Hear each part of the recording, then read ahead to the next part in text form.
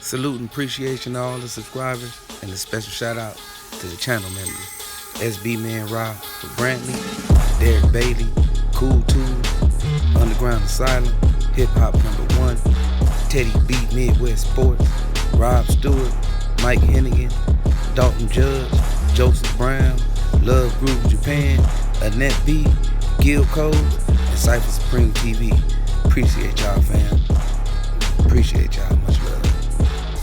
So, yeah, I've had an interest in boxing since I was a kid. I mean, even at 8 years old, I have a picture of me holding a punching bag. But around like 12 years old, I really got into it. Seeing Roy Jones fight on TV, I'll get all my friends to box with me. I carried around gloves with me everywhere I went, all different shapes and sizes. It didn't matter who it was. I wanted to scrap it out with them, just for fun, honestly. And that ended up me bringing it to school, bringing my gloves to school. I would have them with me through every class, and then afterwards we had a little fight club at the library. And I was actually a pretty good little street boxer. They called me Stallion back then. Yeah, like the Italian Stallion from Rocky. Rocky Balboa. Yeah. So basically, I actually finally got into the actual boxing gym around 15, which I was trying to find a boxing gym before, but there wasn't so much technology. We had the yellow book pages and all that. Couldn't find no boxing gym. But around 15 years old, I got into an actual boxing gym. I sparred in my second day in there, and they thought I already been taught boxing, but really all I did was just read about boxing and how to do certain things from the books at the library. But then I fought 2 weeks later. I had my first amateur fight, and I won that. And I just kept going with it. I had this guy named John Doherty who truly believed in me. Told me I was going to be a champion. And that kind of instilled that confidence in myself as well, that I could do it.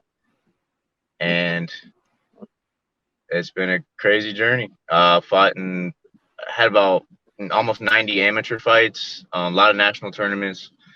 Fought Errol Spence 3 times. I fought Regis Prograis and many other top fighters. Turned pro actually because of a fight that they seen against Errol Spence. There's some top rank scouters out there, and so I got signed with Top Rank at the beginning of my professional career because they're really impressed with the fight that I had with Errol Spence. A lot of people thought I won that fight actually, and had a few fights with them. Had a little bit of a lull period in my career, and then went on a sparring trip trying to reinvigorate what I was doing, and I got to spar with Keith Thurman at Dan Birmingham's gym.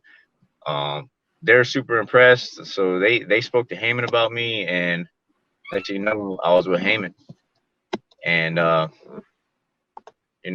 went on like an 11-fight knockout streak when I was with Heyman to that point, and kept going. Went through. I mean, I've had some. If you check my track record, I had nothing but really hard fights. Even the guys didn't have great records. Check the guys who they beat and the guys who they fought. I mean, everybody I fought was tough. I didn't have an easy route at all to this point. But I take it like learning. I feel like I'm developing a lot of skills by going and getting these hard fights in and keep going. So, fast forward, I got with Roy Jones, and I just had my first fight with Roy Jones in a new weight class against one of the top boxers of the division.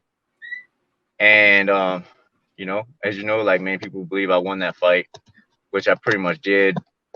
Landed all the clean, hard, effective punches, and I outlanded him.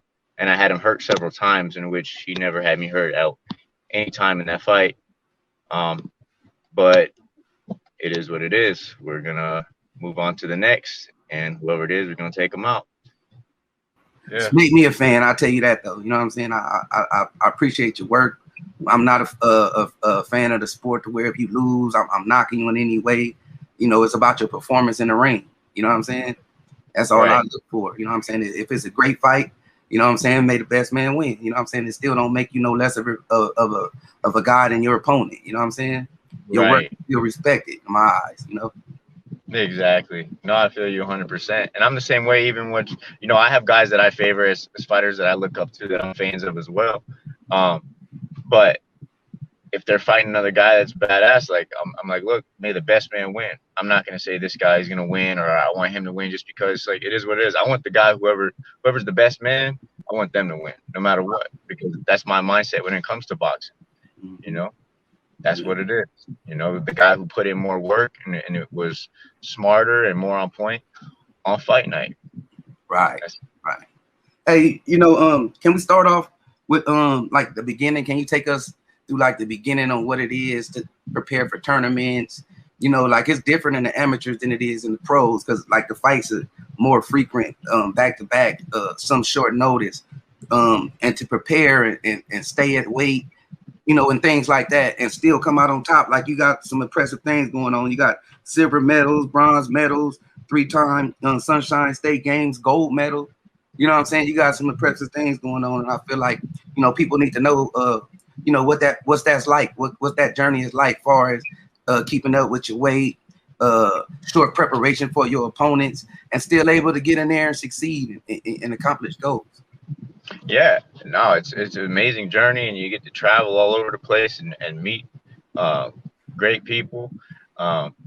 It's the weight is never easy, but that's just about staying consistent and staying focused on your sport. Because coming up in the amateur circuit, it's easy to be like distracted by people and your peers because of the age group mainly, I believe, and people are all going in different directions, and some people are not being 100% focused and dedicated on the craft, and some people are, and sometimes those people pull you off.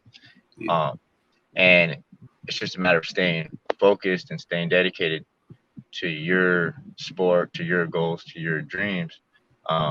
So making weight was never fun. I actually fought. Well, my first fight was at like 125. Then I fought at 132, and I had a slice of pizza before I got into it. And it was a tournament, a Silver Gloves tournament. And I regret having that slice of pizza because I was tired as hell by the third round. I was gassed out. But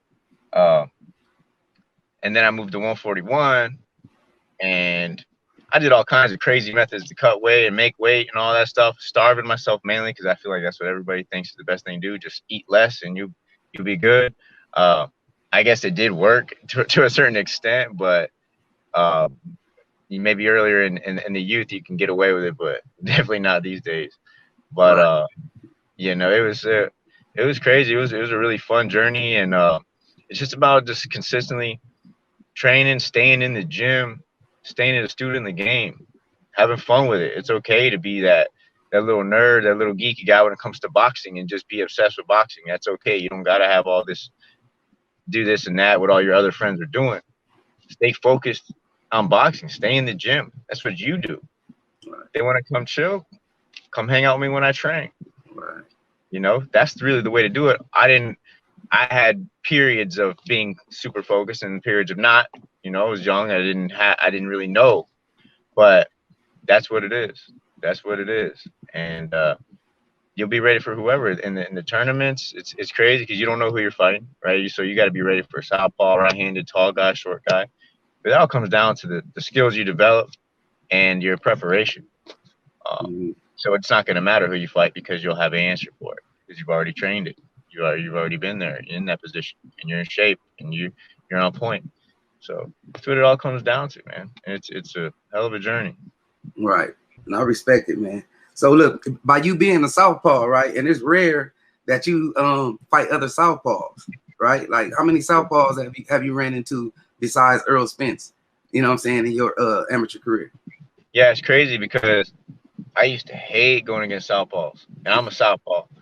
And I'd be like, man, I would always have troubles when I would go against other southpaws because I was used to going against right-handers all the time. And the right-handers would have problems with me because they're not used to having southpaws either. When I got into another southpaw, I was like, damn, it was tough.